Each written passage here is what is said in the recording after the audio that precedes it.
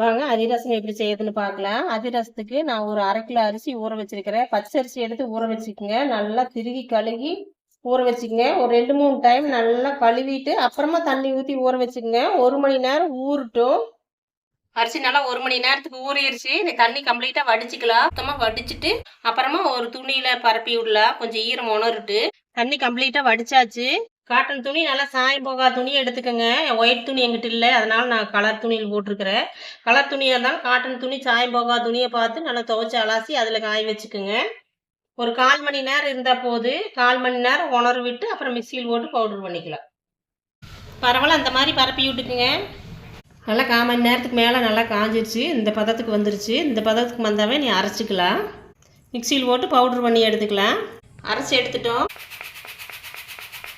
ஒரு டைம் சளிச்சு எடுத்தாச்சு. மறுபடியும் இன்னொரு டைம் போட்டோம்னா போதும். நல்லா நைஸ் அரைச்சி அதோட கலந்துக்கலாம். அடுத்தது எள்ளு வறுத்து அதில் சேர்த்துட்டு பாவு காய்ச்சி பிணைஞ்சி வச்சுக்கலாம். எள்ளு ஒரு 50 கிராம் எடுத்து வறுத்து அதோட சேர்த்துக்கலாம். ஏன்னா நீட்டான எள்ளு, கல் மண் இல்லாத எள்ளு கிடைக்குது கடையில். சம்மந்தி எள்ளுன்னு கிடைக்குது. அதை வாங்கி வறுத்து அதோட சேர்த்துக்கலாம். இந்த அரிசி மாவோட எள்ளு சேர்த்துக்கலாம்.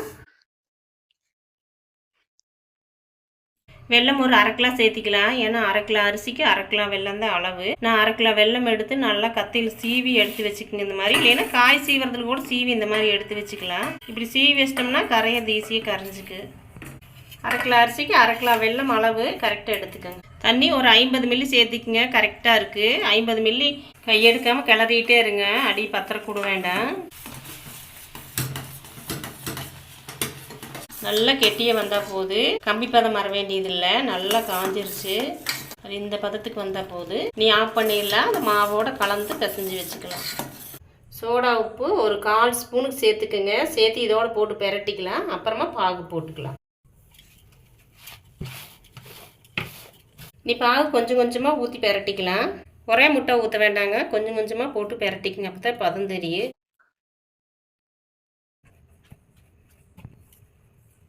ஆறின பிற்பாடு அப்புறம் கையில் நல்லா பிசைஞ்சிக்கலாம். இருக்கிற பாகெல்லாம் சேர்த்து பிசைஞ்சிக்கலாம். இதுதான் இருக்குது, அதையும் சேர்த்துட்டு பிணைஞ்சிக்கலாம். சர்க்கரை வந்து நல்லா வெள்ளமாக பார்த்து வாங்கிக்கிங்க. கல் மண் இல்லாத மாதிரி. அப்படி இருந்துச்சுன்னா ஒரு துணியில் நல்லா வடிகட்டிக்குங்க. கொஞ்சம் காய்ச்சதையும் வடிகட்டிட்டு அப்புறமா காய்ச்சிக்குங்க.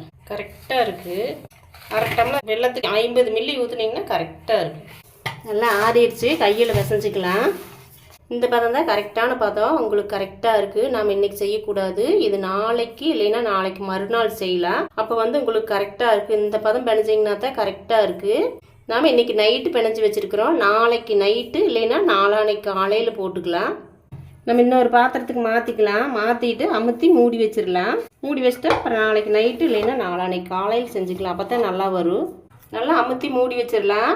வாங்க அதிரசம் போடுறதுக்கு ஆரம்பிக்கலாம். நம்ம நேற்றுக்கு முந்தின நாள் பிணைஞ்சி வச்சது இன்னைக்கு போடுறதுக்கு ஆரம்பிக்கலாம். நல்லா கொஞ்சம் இஞ்சிடுச்சு. கொஞ்சம் பதமாக இருந்தது. இப்போ கொஞ்சம் இஞ்சி போடுற அளவுக்கு வந்துருச்சு. இன்னைக்கு போடுறதுக்கு ஆரம்பிக்கலாம்.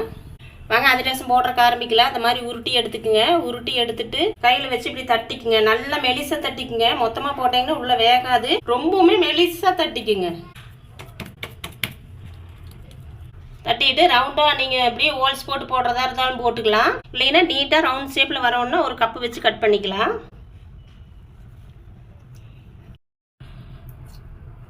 இந்த மாதிரி பாக்ஸ் இல்லைன்னா எதாவது வச்சு சென்டரில் ஹோல்ஸ் போடுற அளவுக்கு எடுத்துக்கோங்க. சென்டரில் இல்லைன்னா வேகாது. அதுக்காக இந்த ஓட்டை போட்டுக்கிறது. இதை எடுத்துகிட்டு நீ எண்ணெயில் போட்டுக்கலாம்.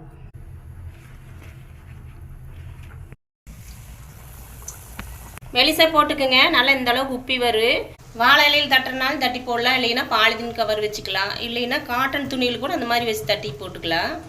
ஒன்றொன்னா தான் போடணும். 2, 3 போட்டிங்கன்னா ஒன்றுக்கு ஒன்று ஒட்டிக்கு. பொறுமையாக தான் செய்யணும். ஒன்று போடுறதுக்குள்ள ஒன்றை ப்ரெஸ் பண்ணி வச்சுக்கோங்க. அப்புறமா ஒன்றொன்னா போட்டு எடுங்க. சீக்கிரம் ஆயிரம் போட்ட உடனே வெந்துரு.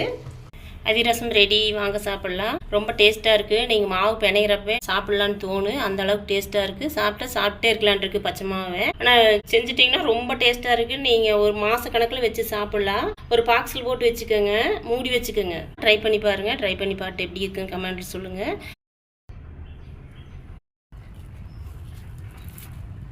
உள்ள மாவு உதிரியாக இருக்குது. நீங்கள் சாப்பிடவே நாக்கில் வச்சு அந்த அளவுக்கு டேஸ்ட்டாக இருக்குது. ட்ரை பண்ணி பாருங்கள்.